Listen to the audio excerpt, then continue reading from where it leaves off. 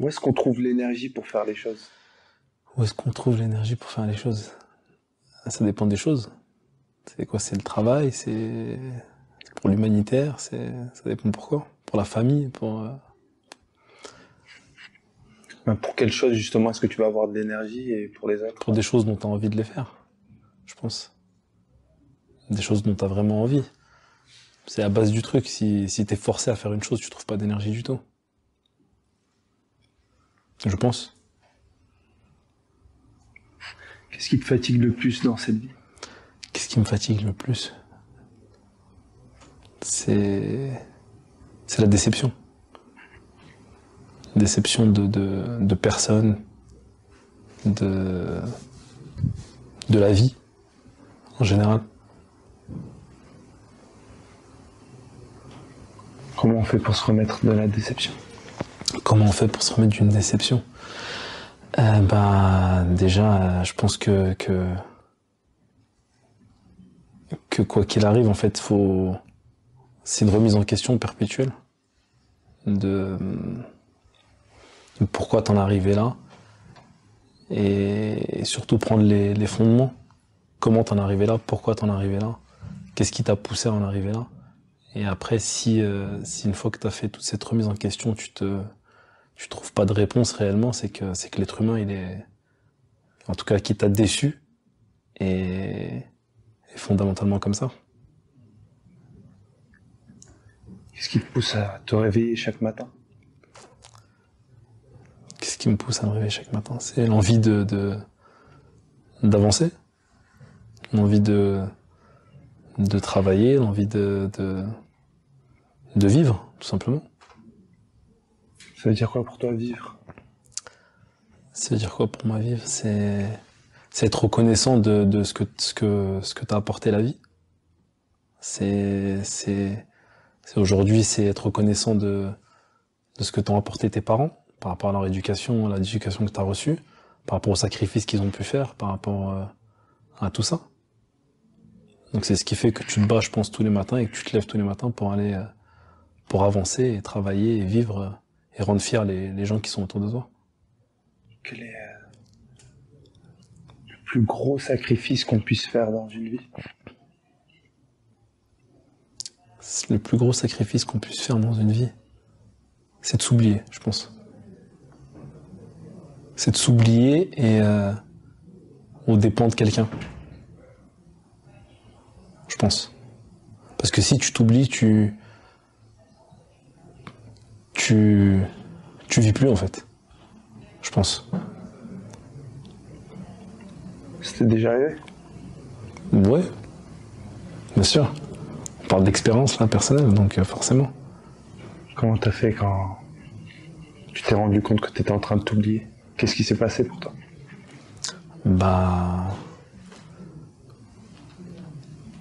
Qu'est-ce qui s'est passé? On en revient à ce que je te disais tout à l'heure, tu te remets en question, tu te demandes pourquoi t'en es arrivé là, qu'est-ce qui a fait que t'en es arrivé là, et t'essayes en tout cas de plus reproduire ces erreurs-là.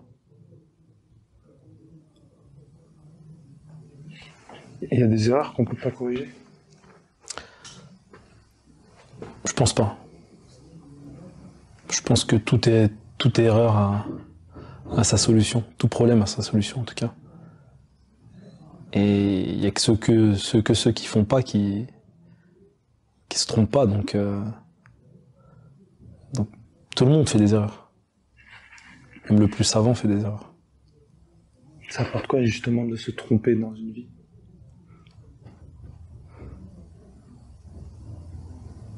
Ça apporte d'évoluer, de prendre de la maturité, de se remettre en question et d'avancer.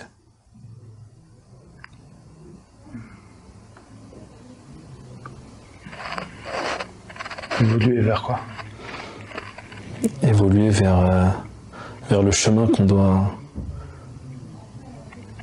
vers le chemin qu'on a à accomplir. Qu'est-ce qu'il y a de plus dur sur ce chemin? Qu'est-ce qu'il y a de plus dur sur ce chemin? Les problématiques que tu peux rencontrer, les déceptions, les erreurs que tu peux commettre, les choses de la vie tout simplement. Comment on fait pour pardonner? Comment on fait pour pardonner? Déjà, faut laisser du temps. Faut laisser beaucoup de temps. Déjà pour oublier. Mais et surtout pour se rendre compte qu'au final, il y a pire en fait. Tu relativises. À un moment donné, quand une personne te fait du mal et que tu dois pardonner, j'en reviens à ce que je te disais tout à l'heure, à la remise en question. Et donc forcément, tu relativises et tu te dis qu'il y a pire. Donc tu avances et tu continues. C'est-à-dire, il y a pire. Bah, qui peut t'arriver pire que ce qu'on t'a fait. Donc tu passes à autre chose. Que serait la pire chose qu'on pourrait faire vivre à quelqu'un?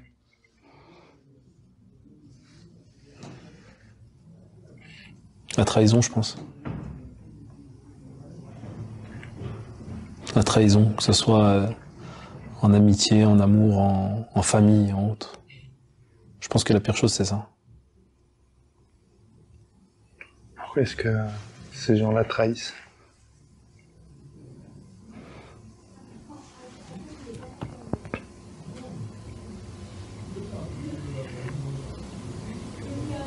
Parce qu'on est tous différents et que t'as des mauvais partout, malheureusement. Je pense. En tout cas, tu n'es pas mauvais. Tu le deviens, je pense.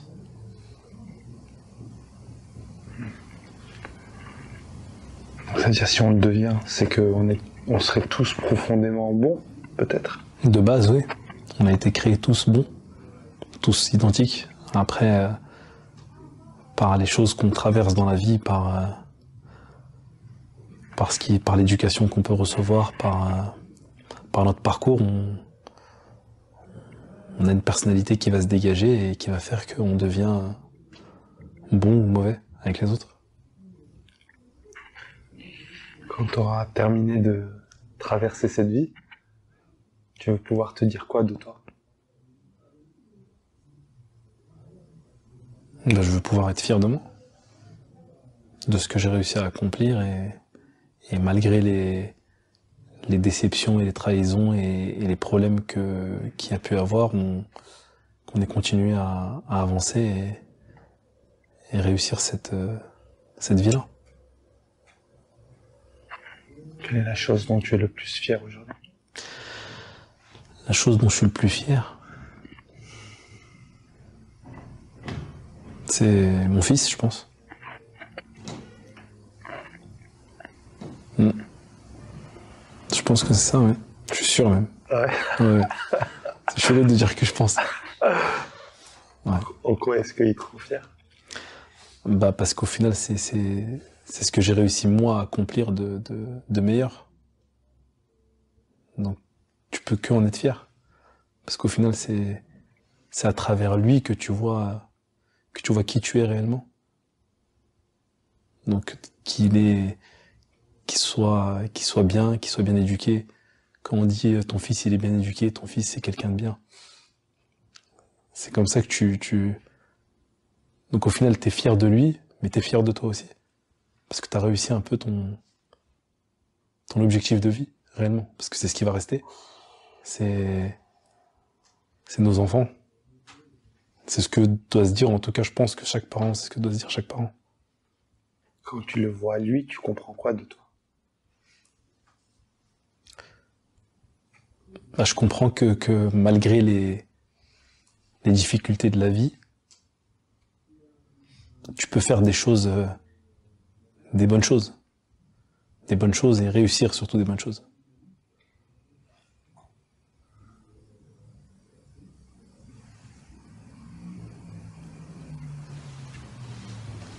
Qu'est-ce qu'il aime le plus chez toi? Qu'est-ce qu'il aime le plus chez moi? Je Je pense que c'est l'amour que je peux lui porter. C'est ma manière d'être avec lui, le naturel que j'ai avec lui. Je pense, après il faudrait lui poser la question. Qu'est-ce que tu aimes le plus chez lui? Son naturel aussi, sa simplicité, et ce que malgré aujourd'hui qu'il soit issu de parents divorcés, il ait reçu cette bonne éducation et cette chose bonne qu'il a en lui. Tu vois? Et je pense que c'est pour ça, tout à l'heure, pour faire le parallèle avec ce qu'on se disait, est-ce qu'on est né mauvais ou est-ce qu'on est bon? Je pense que tout dépend en fait des parents, de l'éducation, de la base.